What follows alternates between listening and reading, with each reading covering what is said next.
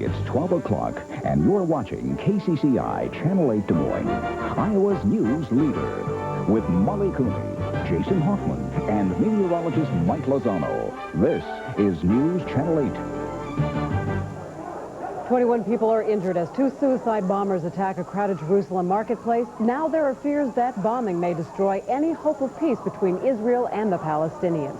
Good afternoon, everyone. I'm Molly Cooney. And I'm Jason Hoffman. Hamas, a militant Islamic group, has claimed responsibility for the attack. Immediately following the blast, Israel's president suspended the ratification process of a land for peace deal with the Palestinians. Gerald Kessel shows us now how the bombing is threatening to destroy a plan for peace. The scene in Jerusalem's Machane Yehuda marketplace, literally seconds after the explosion. Then this.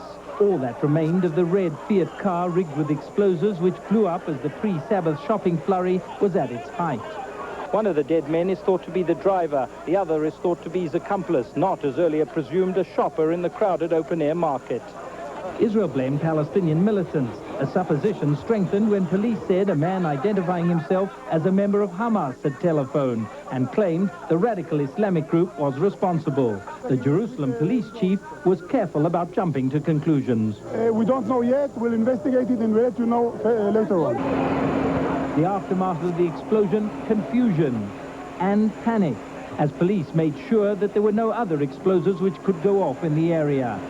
Then anger, vented against Arabs.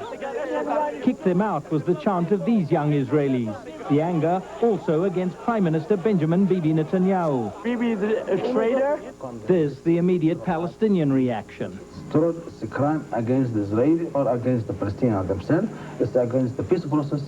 We feel that it's first against our national interest, and we will fight all kinds of terror. The pall of smoke from the explosion also casts a heavy shadow over the efforts to put the Palestinian-Israeli relationship on a new peace track. Somebody tried to destroy the peace process between us and the Palestinians, and I think we should continue the peace process. This is our mission. But the majority of Israeli cabinet ministers who suspended their discussion on whether to ratify the Y Accord seem inclined to a tougher approach. They are conditioning further consideration of the new agreement on Yasser Arafat, showing he will definitely undertake the Palestinian commitments in the recent agreement. Gerald Kessel, CNN, Jerusalem. In local news today, a scary moment at a Des Moines school this morning. A school bus dropping off students at Ruby Van Meter caught on fire because of a faulty carburetor. A dozen students and an assistant driver were not injured. The driver was treated and released at a local hospital. Ruby Van Meter is for special education students. An investigation is underway in the case. A Colwell man suffers burns all over his body in a leaf-burning accident this morning. 79-year-old Paul Mead was airlifted to a hospital in Iowa City. Now, the Story County Sheriff's Department says Mead was burning brush in his yard, and somehow his clothes caught on fire. And we're told that his burns are quite extensive.